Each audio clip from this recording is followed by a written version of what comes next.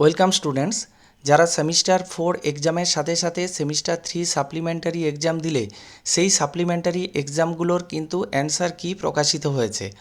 আজ 27/2/2026 কাউন্সিল থেকে একটি নোটিফিকেশান প্রকাশিত হয়েছে।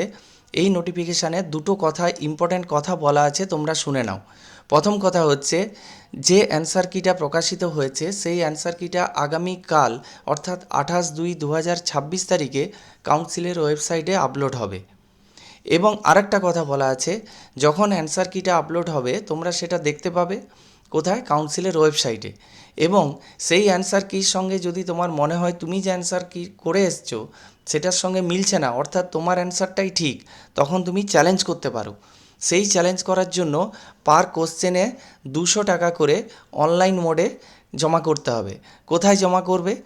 এখানে একটা ওয়েবসাইটের অ্যাড্রেস দেওয়া আছে, এই ওয়েবসাইটের অ্যাড্রেসে তোমরা কিন্তু সেটা জমা করতে পারো। তার ডেট হচ্ছে 10/3/2026 থেকে 12/3/2026 মধ্যে।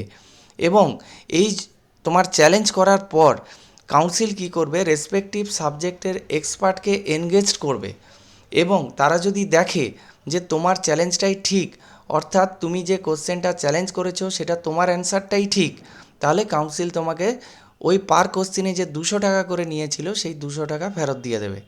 আজকের ভিডিওটি এই পর্যন্ত। এই গুরুত্বপূর্ণ ভিডিওটি তোমার ভালো লেগে থাকলে অবশ্যই লাইক করো এবং বন্ধুদের মধ্যে শেয়ার করো। চ্যানেলে নতুন হয়ে থাকলে চ্যানেলটিকে সাবস্ক্রাইব করো। কমেন্ট করে তোমাদের মতামত জানাও। Thank you.